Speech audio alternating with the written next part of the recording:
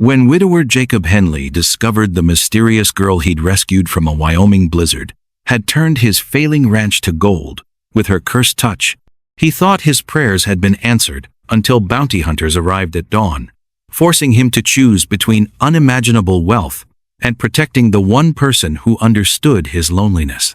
But when Elena's supernatural gift attracts deadly attention from those who would exploit her power, will Jacob risk everything he's ever wanted to save the golden stranger who might be his salvation or his doom? Jacob Henley's axe bit into the frozen log with a crack that echoed across his empty Wyoming ranch like a gunshot. December wind howled through the bare cottonwood trees, carrying the bitter promise of another harsh night in 1867. His breath formed white clouds as he split wood for a fire that would warm only him, just like every night for the past 2 years since Margaret died. The cabin behind him sat dark and cold, its windows reflecting nothing but gray sky and barren land. Once, yellow light had spilled from those same windows, and Margaret's laughter had danced on the evening air. Now, silence pressed against the glass like an unwelcome visitor that never left. Jacob wiped sweat from his forehead despite the freezing temperature. His hands, rough from years of ranch work, gripped the axe handle until his knuckles turned white. 3 scrawny cattle huddled near the barn, their ribs showing through patchy winter coats. They were all he had left of a herd that once numbered 15 strong. "Should have sold you months ago," he muttered to the nearest cow. But selling them meant admitting defeat, and Jacob wasn't ready for that conversation with himself. A letter from First National Bank poked out of his coat pocket like a yellow flag of surrender. He didn't need to read it again. The words were burned into his memory. Final notice. Foreclosure proceedings. 30 days. The bank wanted their money, and Jacob had nothing left to give except the land Margaret was buried on. He swung the axe harder, imagining the banker's smug face on the log. Wood chips flew in all directions, some landing on the snow-covered grave marker visible through the kitchen window. Margaret Elizabeth Henley, beloved wife. 1828. 1865. The stone was simple, like everything else about their life together. "What would you do, Maggie?" he asked the wind. "How do you fight when you've got nothing left to fight with?" The wind answered with another bitter gust that sent snow swirling around his boots. Jacob shivered and gathered the split wood in his arms. The pile would last maybe 3 days if he was careful. After that, he'd have to choose between staying warm and feeding the cattle. Inside the cabin, everything reminded him of Margaret. Her sewing basket sat beside the rocking chair, where she'd spent countless evenings mending his shirts. Her favorite coffee cup still occupied the same spot on the shelf, waiting for hands that would never hold it again. Even the faded curtains she'd sewn from flour sacks seemed to watch him with disapproval, as if they knew he was failing at the life they'd built together. Jacob built up the fire and settled into his chair with a piece of jerky and cold coffee from the morning pot. The meat was tough and salty, but it filled the empty space in his stomach. The coffee tasted like regret and broken promises. Outside, darkness crept across the prairie like spilled ink. The wind picked up, rattling the windows and finding every crack in the cabin walls. Jacob pulled his coat tighter and tried to remember what hope felt like. It had been easier when Margaret was alive. Her optimism had been enough for both of them. A sound made him look up from his brooding. Not the wind this time, but something else. Something that didn't belong to the familiar symphony of his lonely evenings. Jacob set down his coffee cup and listened. There it was again, a faint cry carried on the wind, almost human but distant. He moved to the window and pressed his face against the cold glass, squinting into the swirling snow. At first, he saw nothing but the usual shapes of fence posts and bare trees. Then, movement caught his eye near the gate, a dark figure stumbling through knee-deep snow, moving with the desperate, unsteady gait of someone fighting to stay upright. What in blazes? Jacob grabbed his lantern and heavy coat. No sane person would be out in weather like this, especially not on foot. The nearest town was 40 miles away, through country that could kill a man in summer, let alone during a Wyoming winter storm. He pushed open the door, and the wind nearly knocked him backward. Snow stung his face like tiny needles as he held the lantern high and peered into the darkness. The figure was closer now, definitely human, and definitely in trouble. "Hey!" Jacob called out. "Over here!" The figure changed direction toward his voice, stumbling and falling in the deep snow. Jacob didn't hesitate. He plunged into the storm, his boots sinking with each step as he fought his way toward the stranger. When he reached them, Jacob's lantern light revealed something that made no sense at all. A young woman, maybe 20 years old, wearing nothing but a thin cotton dress and a worn shawl. Her dark hair hung in wet tangles around her face, and her lips had turned blue from cold. She should have been frozen solid, but somehow she was still moving, still breathing. "Miss, what are you doing out here?" Jacob had to shout over the wind. "You'll freeze to death." She looked up at him with the palest blue eyes he'd ever seen, like chips of winter sky. When she spoke, her voice was soft but clear, carrying an accent he couldn't identify. "Please," she whispered. "I need help." Then she collapsed into the snow at his feet. Jacob didn't think twice about scooping the unconscious girl into his arms. Thinking would have meant acknowledging how impossible her survival was, and right now, impossible didn't matter. What mattered was getting her inside before the storm claimed another victim on his land. She was surprisingly light but warm to the touch, which made even less sense given her condition. Her dress was soaked through, and ice crystals clung to her dark hair, yet her skin felt normal against his coat sleeve. Not fevered, not frozen, just warm, like someone who'd been sitting by a comfortable fire instead of wandering through a killer blizzard. The cabin door slammed shut behind them, cutting off the wind's howling voice. Jacob laid the girl on Margaret's old sofa and quickly built up the fire until flames danced high in the fireplace.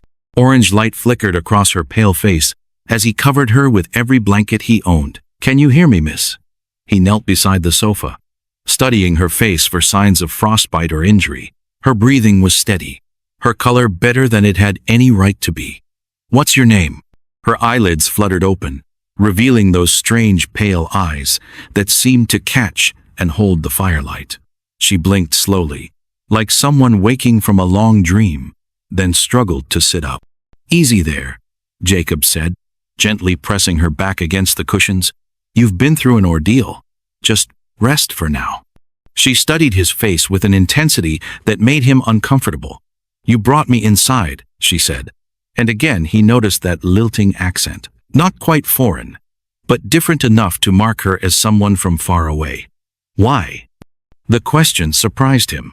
"Because you needed help. Couldn't very well leave you to freeze in my yard." Something shifted in her expression. Surprise, maybe, or relief. Most people wouldn't have bothered. "Then you've been meeting the wrong sort of people." Jacob stood and moved to the stove. "I'll get you some coffee. It's not much, but it's hot." As he poured the dark liquid into Margaret's second-best cup, he snuck glances at his unexpected guest. She sat wrapped in his blankets like a child afraid of monsters, but her eyes held an adult wariness that spoke of experiences no young woman should have. Her clothes, though wet and travel-worn, were well made. The stitching on her dress showed skilled hands, and her boots, though muddy, were good leather. "Here," he offered her the steaming cup, careful not to let their fingers touch as she took it. Something about her stillness made him cautious, though he couldn't say why. She wrapped both hands around the warm ceramic and breathed in the coffee's aroma, like it was the finest perfume. "Thank you," she said softly. "I haven't had anything hot in a very long time." "How long have you been traveling?" Jacob settled into his chair, trying to piece together her story. "And in this weather, that's not safe for anyone, especially not dressed like you are." The girl-woman really sipped her coffee and seemed to consider how much to tell him. "I've been walking for days, maybe weeks. Time gets confused when you're always moving." "Walking from where?" "The nearest settlement is 40 miles east, and there's nothing but empty country to the west." "I know." Her voice carried a sadness that reminded Jacob of his own reflection in dark windows. I've been through the empty country. It's safer there. Safer than what? She looked directly at him then, and Jacob saw something in her pale eyes that made his chest tighten with recognition. Fear, yes, but deeper than that, the bone-deep loneliness of someone who'd been running from more than just bad weather. Safer than people who want to use me, she said quietly. People who think I'm something I'm not. Jacob waited for her to explain, but she just stared into her coffee cup like it held answers to questions she couldn't ask. The fire crackled in the silence, and wind continued to rattle the windows. What's your name? He asked finally. Elena. She paused, as if deciding whether to trust him with more. Elena Morrison. I'm Jacob Henley. This is my ranch. What's left of it anyway. He gestured around the modest cabin. Not much to look at, but it's warm and dry. Elena glanced around, taking in Margaret's sewing basket, the simple furniture, the photograph on the mantelpiece showing Jacob with a pretty woman in a wedding dress. You live alone. It wasn't a question, but Jacob nodded anyway. Wife passed 2 years ago. Been just me and the cattle since then. I'm sorry. Elena's voice held genuine sympathy. Losing someone you love, it changes everything. That it does.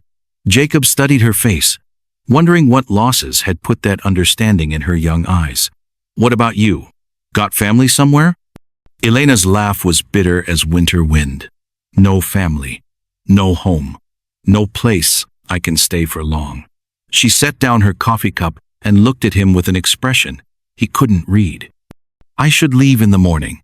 It's not safe for me to stay anywhere very long. In this weather? You'll be dead before you reach the main road. Maybe that would be better. The words hung in the warm air like smoke from a dying fire. Jacob recognized the tone. He'd heard it in his own voice too many times since Margaret died. It was the sound of someone who'd stopped believing tomorrow could be better than today. No, he said firmly. It wouldn't be better. Whatever you're running from, dying in a snowbank isn't the answer. Elena looked at him with those strange, pale eyes, and for a moment, Jacob felt like she could see straight through to his soul. See all the nights he'd sat in this same chair, wondering if Margaret's death had taken the best parts of him too. You don't know what I am, she whispered. What I do to things, to people. Then tell me. But Elena just pulled the blankets tighter around her shoulders and turned to stare into the fire. Outside, the storm howled like something wild and hungry. But inside Jacob's cabin, 2 lonely souls sat warming themselves by the same small flame, each carrying secrets too heavy to share with the darkness closing in around them. What was Elena Morrison really running from? And why did Jacob get the feeling his quiet, desperate life was about to change forever? Jacob's eyes snapped open to the sound of scratching at his window.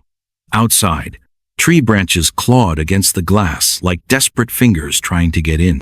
The fire had died to glowing coals, casting dancing shadows across the cabin walls. Elena sat perfectly still in Margaret's old rocking chair, staring at something he couldn't see. Can't sleep either? He asked, his voice rough from the dry air. She turned toward him, and in the dim light, her pale eyes seemed to glow like a cat's. Sleep doesn't come easily when you're afraid of what you might touch in your dreams. Jacob sat up, rubbing his neck where it had stiffened from sleeping in the wooden chair. Something felt different about the cabin, though he couldn't put his finger on what. The air itself seemed heavier, like right before a summer thunderstorm. Tell me about where you came from, he said, needing to fill the strange silence that pressed against his ears. Elena's fingers traced the arm of Margaret's chair, and Jacob noticed she was careful to keep her bare skin from touching the wood directly. I grew up in a little town called Silver Creek, about 200 miles south of here. My father ran the general store, and my mother made the most beautiful quilts anyone had ever seen. Her voice carried the weight of memories too painful to hold alone. What happened to them? The same thing that happens to everything I care about. She stood up suddenly, pacing to the window where frost had formed in delicate patterns across the glass. 3 years ago, I was just Elena Morrison, planning to marry the blacksmith's son and help run Papa's store. Then one morning, I woke up and everything had changed. Jacob watched her reflection in the dark glass, noting how she seemed to shimmer slightly, as if she wasn't quite solid. Changed how? I touched my mother's favorite coffee cup at breakfast. By evening, it had turned to solid gold. Elena's voice dropped to barely a whisper. At first, everyone thought it was wonderful. A miracle, they called it. The preacher said God had blessed our family. She laughed, but the sound held no joy. Blessings have a way of becoming curses real quick when people get greedy. Jacob felt a chill that had nothing to do with the December wind rattling his windows. What did you do? I tried to control it, wore gloves all the time, avoided touching anything directly. But it didn't matter. The power seemed to grow stronger every day, like a fire that feeds on itself. She pressed her forehead against the cold glass. Then the accidents started happening. Accidents. Elena turned back toward him, and Jacob saw tears glinting on her cheeks. I was helping Mrs. Patterson load flour into her wagon when my glove tore. Just for a second, my finger touched the side of her cart. The next morning, the whole thing was solid gold, too heavy for her horses to pull. She moved back to the chair but didn't sit down. Instead, gripping the back of it through the fabric of her shawl. People started looking at me differently. Some with fear, others with hunger in their eyes. The mayor wanted to put me on display like some kind of circus act. Rich men from Denver started showing up, offering to buy me like I was livestock. Jacob's hands clenched into fists. They wanted to use you, every last one of them. They saw dollar signs instead of a person. Elena's voice grew harder. But the worst part was watching my parents fight about what to do with me. Papa wanted to protect me, but Mama. But she started seeing everything I touched as money we could use to pay off the farm. The wind picked up outside, howling around the corners of the cabin like a living thing. Jacob glanced toward the window, where snow had begun to fall again in thick, heavy flakes. How did you end up here? He asked. Elena was quiet for so long that Jacob thought she might not answer. When she finally spoke, her words came out in a rush, as if she'd been holding them back for months. 3 nights ago, I woke up to find strangers in our house. 5 men with guns and ropes, talking to Papa about how much I was worth. They'd come to take me to some rich man in California who wanted to use my curse to turn his whole gold mine into solid precious metal. Jacob felt his blood turn to ice. Did your father? Papa tried to stop them. He grabbed his old hunting rifle and told them to get out. Elena's voice broke. One of them shot him right there in our front room. Mama screamed. And I got so angry that I grabbed the man who'd killed Papa with my bare hands. She held up her palms, staring at them as if they belonged to someone else. He turned to gold in seconds, a living statue with his mouth still open in surprise. The other men ran, but I knew they'd come back with more guns and more ropes. So you left. I buried Papa behind the house and kissed Mama goodbye while she cried. Then I started walking, figuring if I kept moving, maybe I could stay ahead of the bounty hunters long enough to find somewhere safe. Elena sank into the rocking chair, suddenly looking far older than her 20 years. But there's no such thing as safe for someone like me. Jacob stood up and walked to the fireplace, stirring the coals until flames began to lick at the wood again. The light danced across Elena's face, highlighting the exhaustion that went deeper than just physical tiredness. You said you've been walking for 3 days, he said. That's impossible. You'd have frozen to death the first night in weather like this. Elena smiled sadly. The curse does have one advantage. My body doesn't react to cold or heat the same way anymore. I can survive things that would kill normal people. She paused. But I can't touch another human being without destroying them. I can't eat food that I've prepared myself, because it turns to metal before it reaches my mouth. I can't even pet a stray dog without killing it. The weight of her isolation hit Jacob like a physical blow. He'd thought his own loneliness was unbearable.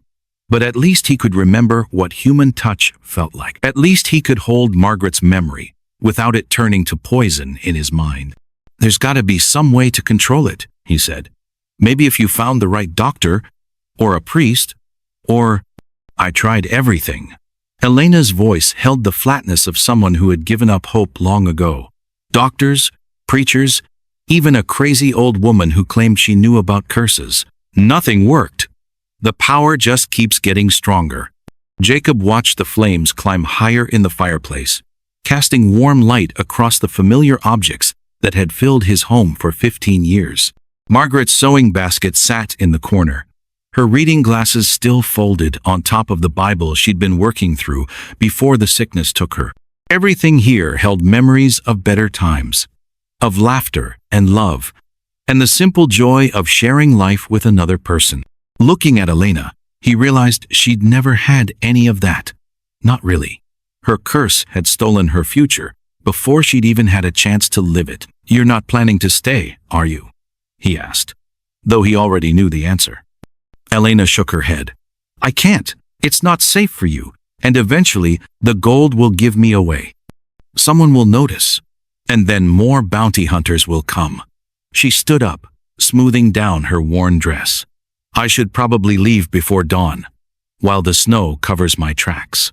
"And go where?" "North, I guess. Maybe up into the mountains where there aren't any people to hurt." Elena moved toward the window again, staring out at the swirling snow. "I hear there are places up there where a person could disappear completely." Jacob felt something twist in his chest at the thought of this girl walking alone into the wilderness, carrying her terrible burden with no hope of relief. It reminded him too much of the dark days after Margaret's death, when he'd considered similar solutions to his own pain. What if there was another way? He heard himself say. Elena turned back toward him, hope and fear warring in her pale eyes. "What do you mean?" Before Jacob could answer, a new sound reached them from outside. Not wind this time, but something else. Something that made the hair on his arms stand up and his heart start beating faster. The distant sound of horses' hooves growing closer through the snow. The horses stopped just beyond Jacob's fence line, close enough that he could hear the animals snorting and stamping in the cold. Elena had gone completely still, like a deer that senses a hunter in the woods. "How many?" Jacob whispered, moving toward the window. "3 riders, maybe 4. Elena's voice was steady, but Jacob could see her hands shaking. "They found me faster than usual this time." Jacob peered through a gap in the curtains, trying to make out shapes in the swirling snow. The storm made it hard to see clearly, but he could make out dark figures on horseback gathered near his gate. One of them held up a lantern, casting yellow light across the frozen ground.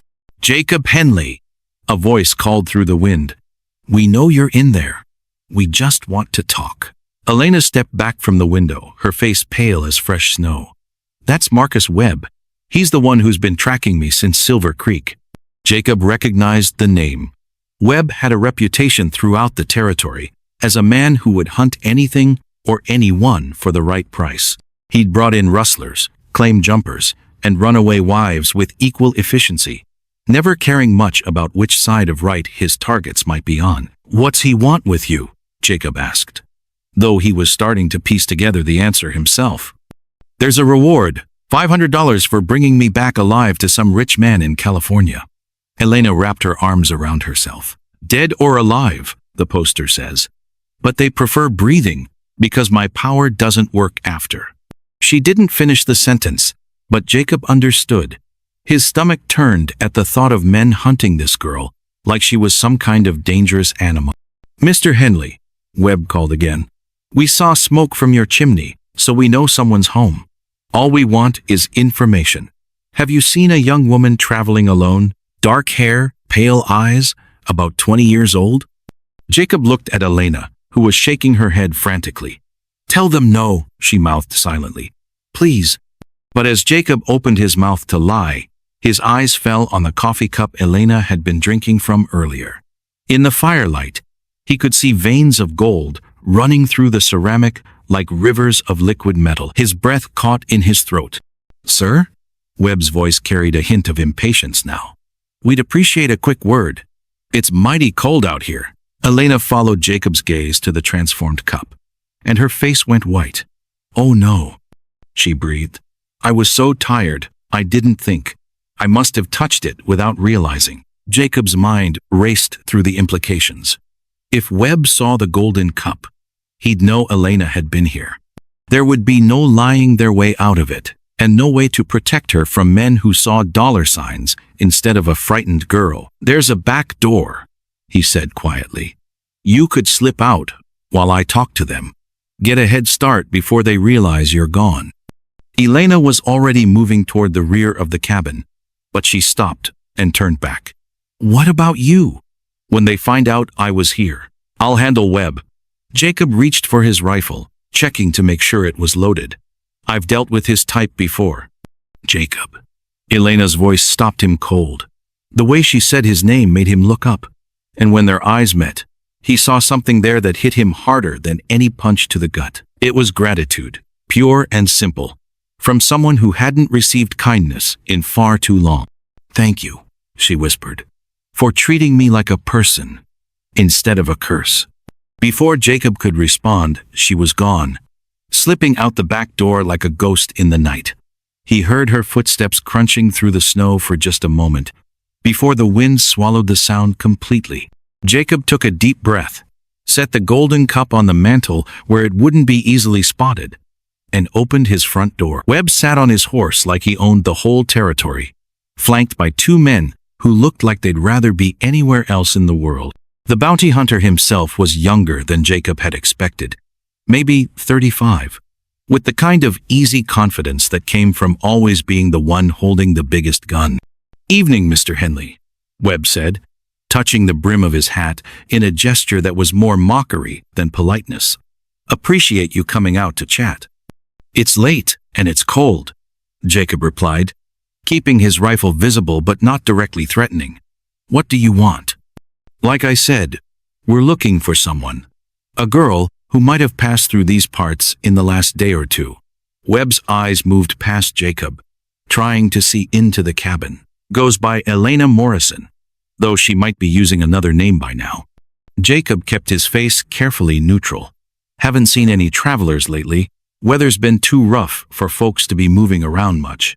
One of Webb's companions, a thin man with nervous eyes, shifted in his saddle. "Boss, maybe we should just move on. Doesn't look like anyone's been here." Webb held up a hand for silence, never taking his eyes off Jacob. "Now, Mr. Henley, I have it on good authority that someone stopped at your place tonight. My horses are real good at following tracks, even in the snow." Jacob's heart hammered against his ribs, but he kept his voice steady. "Like I told you, I haven't seen anyone. Mind if we take a look around? Just to be thorough, you understand." Webb's tone was casual, but Jacob caught the threat underneath it. "Actually, I do mind. This is private property, and you don't have any legal authority to search it." Jacob shifted his grip on the rifle slightly.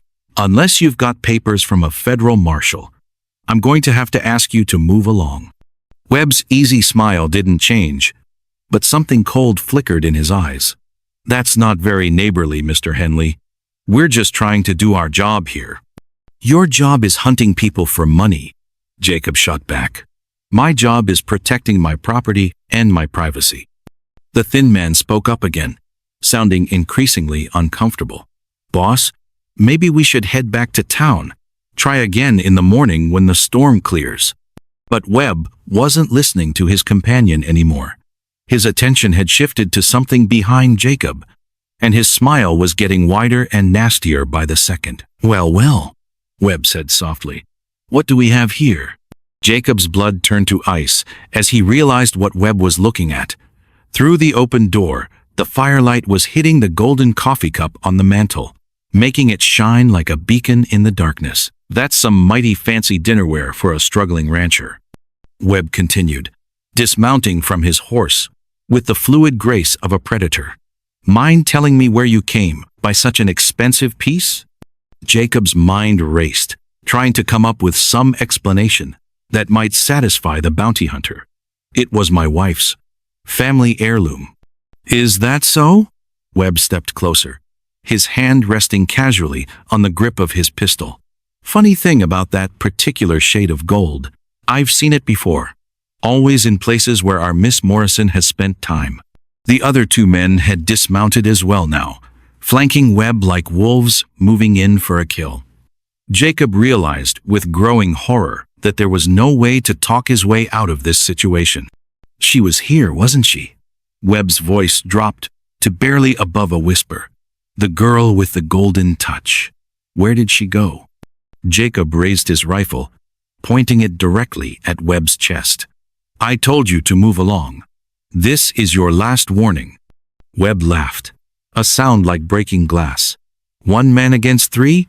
Those aren't good odds, Mr. Henley. Especially when you're standing between us and $500.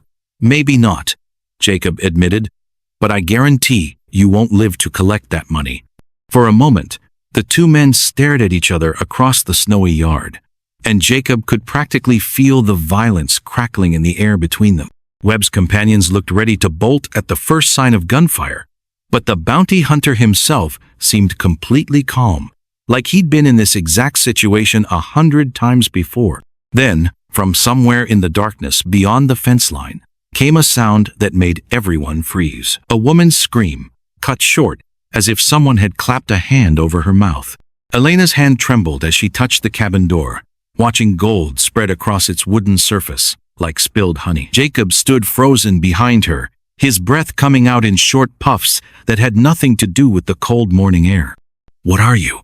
The words fell from his lips like stones dropping into still water. She turned around slowly, her pale blue eyes reflecting the golden light, now dancing across everything she had touched during the night.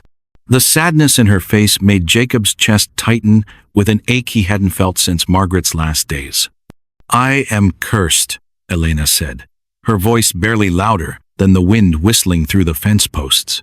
Everything I touch turns to gold. If I stay too long, food becomes metal in my mouth. Water turns solid before I can drink it.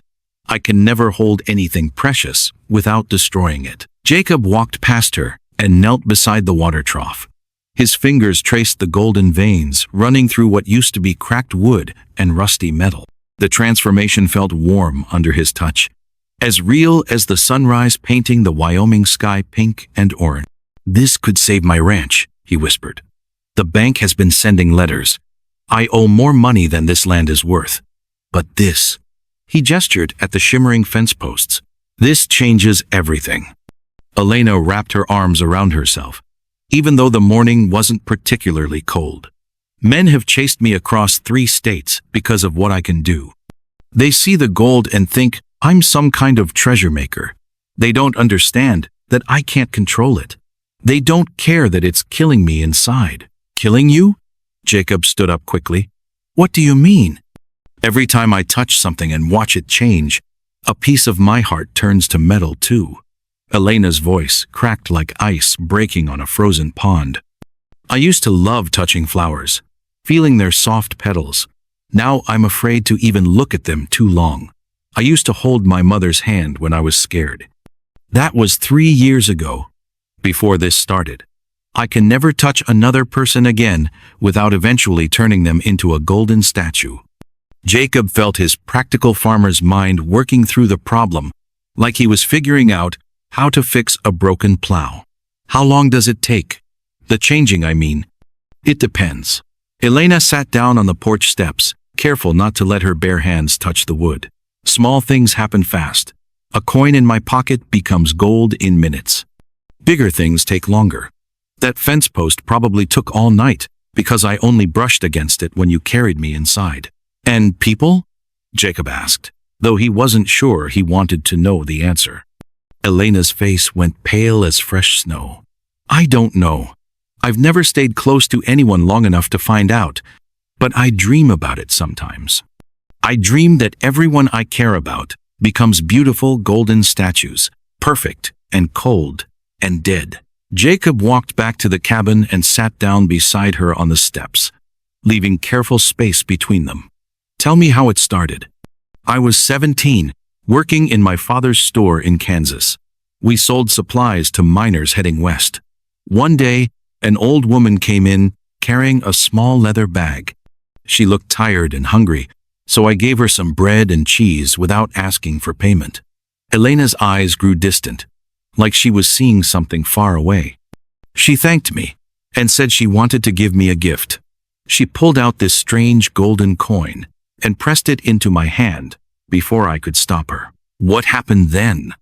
The coin felt hot, like it had been sitting in a fire. Then it started spreading up my fingers, turning my skin gold for just a second, before changing back to normal. The old woman smiled and said I would never want for anything again. Then she left, and I thought it was just my imagination, until I touched my father's cash box that evening. Elena pulled her knees up to her chest and rested her chin on them. The whole box turned to solid gold overnight. My father was so excited he cried. He thought we were blessed. He started bringing me things to touch, old tools, worn-out clothes, broken furniture. Everything I touched became more valuable than we ever dreamed. Sounds like it was good at first, Jacob said carefully. For about a month, Elena's voice turned bitter. Then people started talking. Word spread about the girl who could make gold from nothing. Men started showing up at our door, offering to buy me like I was a piece of farm equipment. When my father refused, they got mean. They said they'd take me anyway and share the profits with him whether he liked it or not. Jacob felt anger building in his chest, like steam in a kettle. What did you do? I ran away in the middle of the night. I left a note telling my father I was sorry, that I loved him, and that this was the only way to keep him safe. Tears started sliding down Elena's cheeks, but she wiped them away quickly. I've been running ever since. Every time I stay somewhere longer than a few days, people notice things changing around me. Then the bounty hunters come, or the treasure seekers, or just plain greedy folks who think they can use me to get rich. Jacob thought about his own loneliness, the way he talked to Margaret's empty chair every evening, and waited for answers that never came. But Elena's loneliness was different. She couldn't even dream of touching another person without risking their life. The people chasing you, he said. Are they close? Elena nodded, her eyes scanning the tree line beyond his property. They're always close. I can feel them sometimes, like wolves circling a campfire. They know I can't hide what I am forever. Everything I touch leaves a trail they can follow. Jacob stood up and walked to the edge of his porch, looking out at his transformed ranch. The morning sun made the golden fence posts shine like stars fallen to earth. He could sell just one post and have enough money to feed his cattle through the winter. He could sell the water trough and pay off the bank. He could finally stop worrying about losing everything Margaret had helped him build. But looking back at Elena, hunched over on his steps like a scared rabbit, he realized something that surprised him. The gold wasn't what mattered. For the first time in 2 years, he wasn't alone. For the first time since Margaret died, he had someone to protect. How long do you think we have? He asked. Elena looked up at him, hope flickering in her pale eyes like a candle flame in the wind. We? I'm not letting them take you, Jacob said firmly. This is my land, and you're under my protection. So how long do we have to figure out how to keep you safe? Maybe a day, Elena whispered. Maybe less. They're very good at tracking, and all this gold will be visible from miles away when the sun gets higher. Jacob nodded and headed for the cabin door. Then we better start preparing. You know how to use a rifle? Elena shook her head. Well, Jacob said, pulling his spare gun down from above the fireplace. Looks like you're about to learn. The thunder of horse hooves cut through the morning stillness like an axe splitting wood. Elena's whole body went stiff as a board, her pale eyes darting toward the distant dust cloud, rising beyond the pine trees that marked the edge of Jacob's property. They found me, she breathed, scrambling backward toward the cabin door. They always find me. Jacob grabbed his rifle from where he'd propped it against the porch railing and checked to make sure it was loaded. Through the golden shimmer of his transformed fence posts, he could make out 3 riders moving fast across the frozen prairie grass.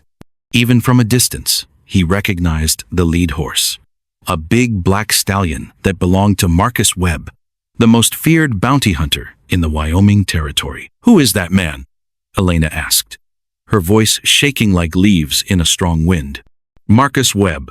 He makes his living tracking down runaway slaves, missing wives, and anyone else people are willing to pay him to find. Jacob's jaw tightened as he watched the riders approach. He's got a reputation for being smart, mean, and very good at his job. Elena pressed herself against the cabin wall, trying to become invisible. What does he want with me? Money. Men like Webb don't care about right or wrong. They care about whoever's paying them the most. Jacob stepped down from the porch, positioning himself between the approaching riders and Elena. Stay behind me and don't come out no matter what happens. The three men reined in their horses just outside Jacob's property line, their faces hard as winter stone. Marcus Webb sat tall in his saddle, his dark coat buttoned up tight against the cold. His two companions flanked him on either side. One was a skinny man with nervous eyes who kept touching the gun on his hip, and the other was built like a bull with arms thick as tree branches and scars crisscrossing his knuckles. "Morning, Mr. Henley," Webb called out, his voice smooth as honey poured over broken glass. "Beautiful day, isn't it? Sun's really making your fence posts shine." Jacob kept his rifle pointed at the ground, but ready to lift at a moment's notice. "State your business, Webb, then get off my land." Webb's smile didn't reach his eyes. "Now, that's not very neighborly, especially when we're here on official business." He pulled a folded paper from his coat pocket and held it up. "Got a warrant here for one Elena Morrison, wanted for questioning about some unusual incidents across 3 states. Never heard of her," Jacob lied. "Funny thing about lies, Henley. They're like cracks in a dam. Start small, but they'll bring the whole thing down eventually." Webb's gaze swept over the golden fence posts, the shimmering water trough, the metallic gleam coating everything Elena had touched during her stay. "Seems like you've had some good fortune recently. Real good fortune." From behind the cabin wall, Elena whispered just loud enough for Jacob to hear, "They'll kill you if you try to protect me." Jacob didn't turn around, but he spoke quietly back to her. "They'll have to catch me first." The bull-like man on Webb's left grew impatient. "Boss, we can see she's here. Look at all that gold. Let's just take her and go." "Easy, Pete," Webb said, never taking his eyes off Jacob. "Mr. Henley here is a reasonable man. He knows that harboring a fugitive is a serious crime. He also knows that his ranch is in trouble financially." Webb paused, letting his words sink in like poison into a wound. "Word around town is the bank's been sending letters. Lot of letters." Jacob felt heat rising in his chest, but he kept his voice level. "My financial business is my own concern. Of course it is. But here's the thing about debt, Henley. It makes people desperate. And desperate people sometimes make deals with unusual folks who can turn ordinary things into gold." Webb leaned forward in his saddle. "Now, I'm thinking maybe this Elena girl made you some kind of offer. Maybe promised to make you rich if you'd hide her for a while." "You're thinking wrong." Webb chuckled, but the sound held no warmth. "Am I? Then explain all that pretty gold decoration you've got going on. Explain how a failing cattle ranch suddenly looks like King Midas's backyard." The skinny man with nervous eyes spoke up for the first time. "Marcus, maybe we should just ride up there and take her. This is taking too long." "Patience, Billy," Webb replied. "Good things come to those who wait." He turned his attention back to Jacob. "Here's what I'm offering, Henley. You hand over the girl, and we forget what we've seen here. No questions asked about where all that gold came from. You get to keep your newfound wealth and live happily ever after." Jacob raised his rifle slightly, not quite pointing it at the men but making his intentions clear. "And here's my offer, Webb. You turn those horses around and ride back where you came from, and I won't put a bullet in your hat." Webb's fake smile finally disappeared. "That's not smart thinking, Henley. 3 against 1 isn't good odds, especially when you've got so much to lose now." Behind him, Elena stepped out from behind the cabin wall. Her pale blue eyes blazed with determination as she looked at the 3 bounty hunters. "Let me go with them, Jacob. I'm not worth dying for." "Now there's some sense," Pete said, grinning and showing teeth like broken fence posts. "Come on down here, girlie. We'll take real good care of you." Jacob turned his head just enough to see Elena out of the corner of his eye. Get back inside." "No." Elena walked down the porch steps, her bare feet silent on the golden-veined wood. "I've been running for 3 years.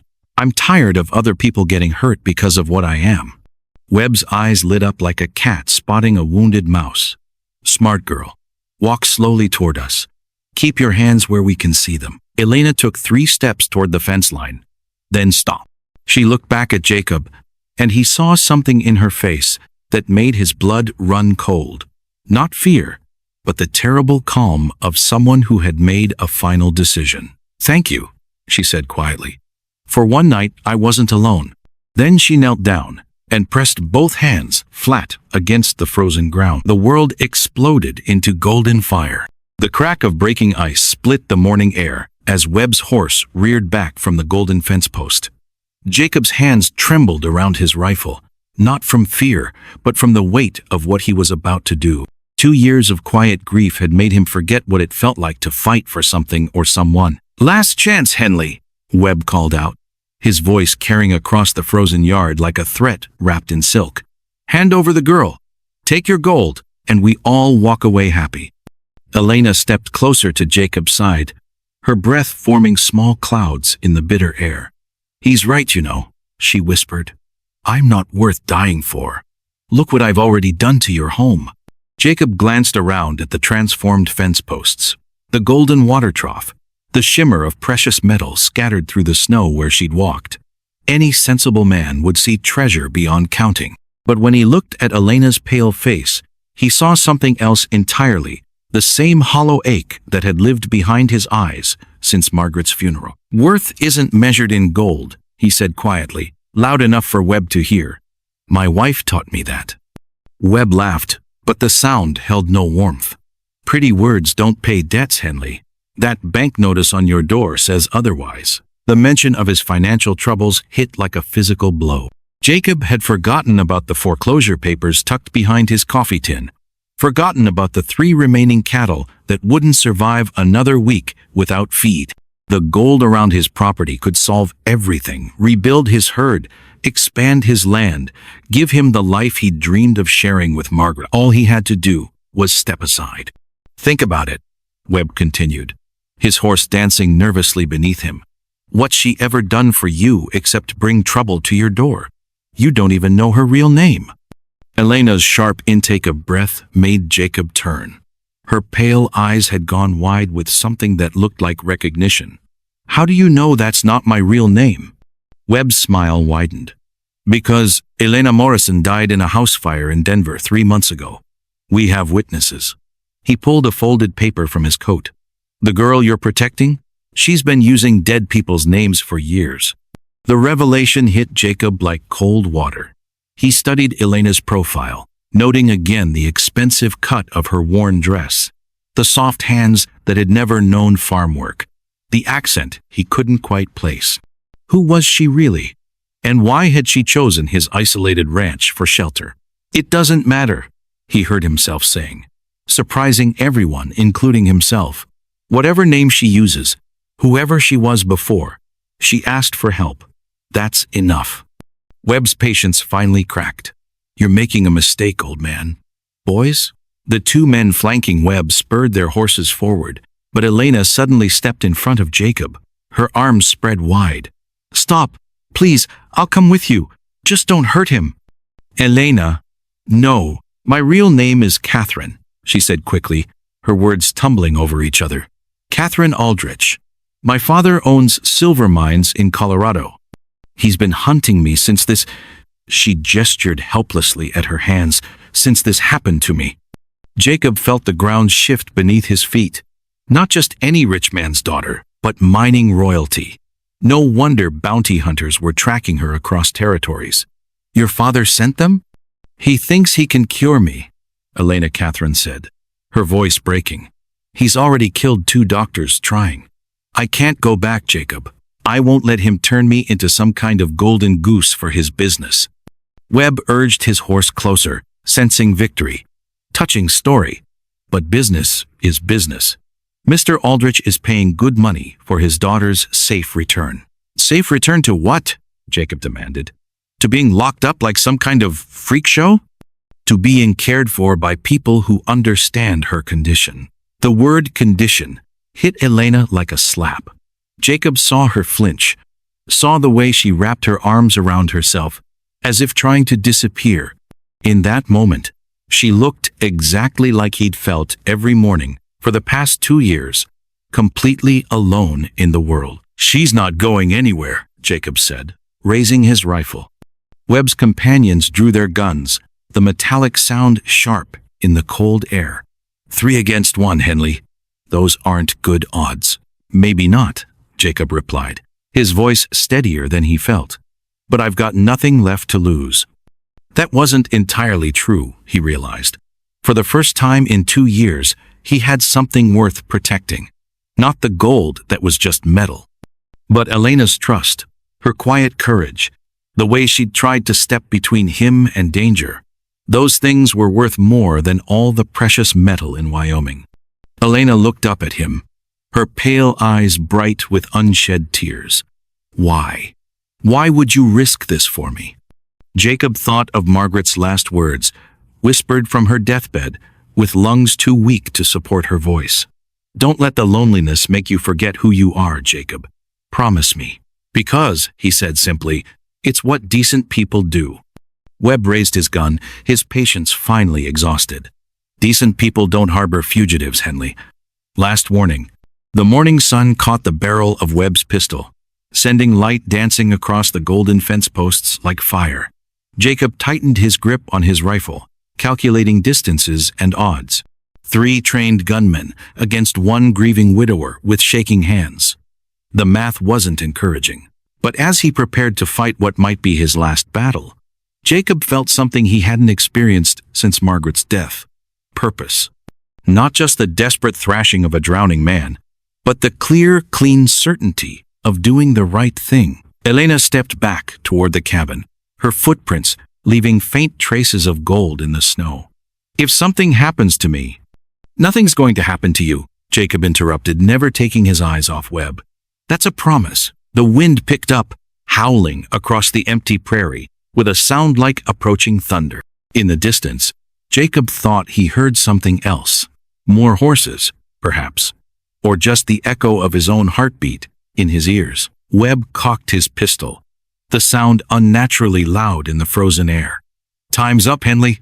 The first gunshot shattered the morning silence like breaking glass, but it didn't come from any of the men in Jacob's yard.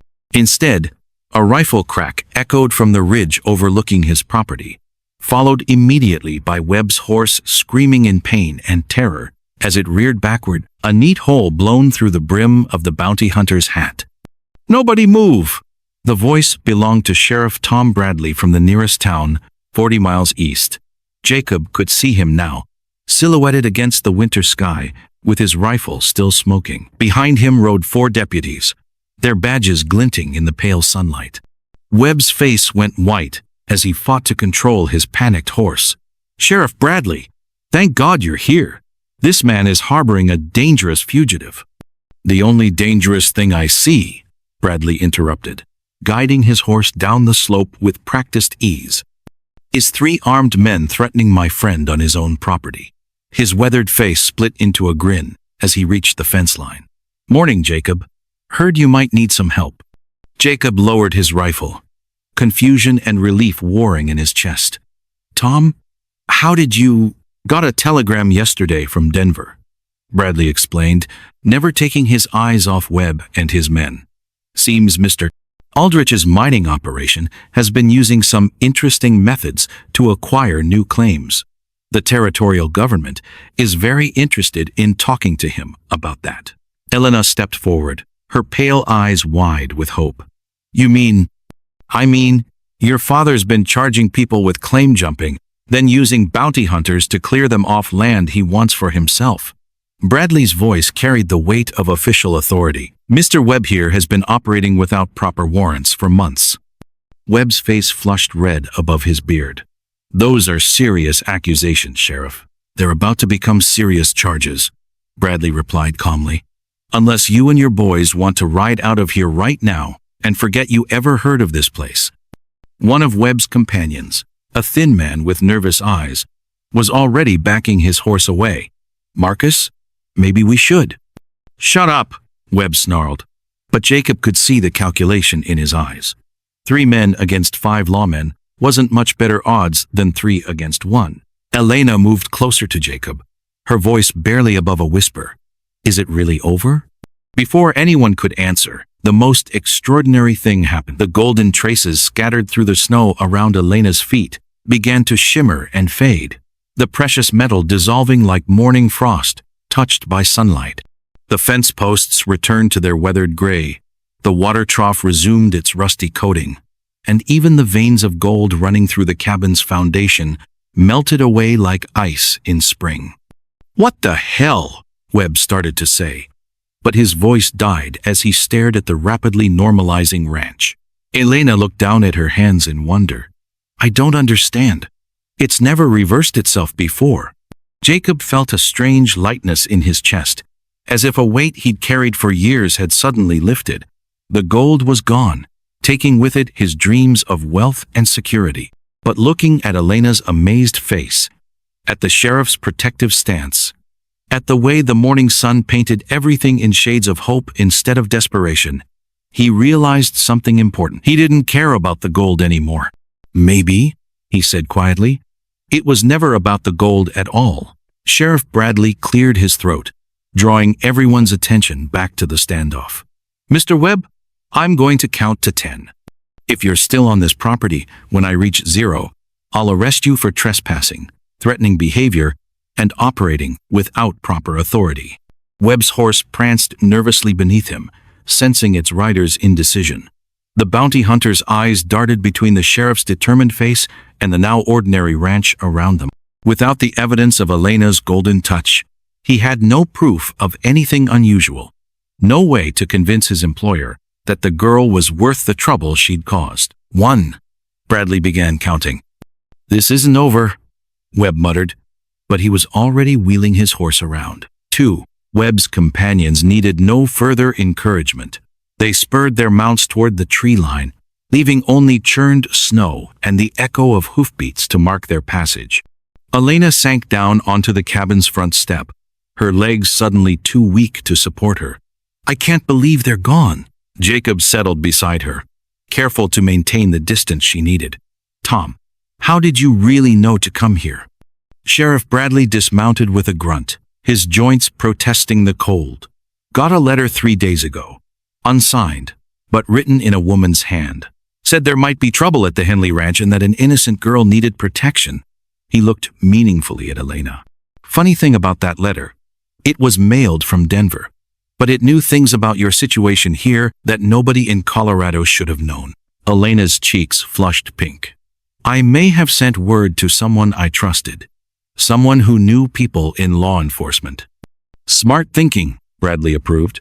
"Your father's operation is crumbling fast.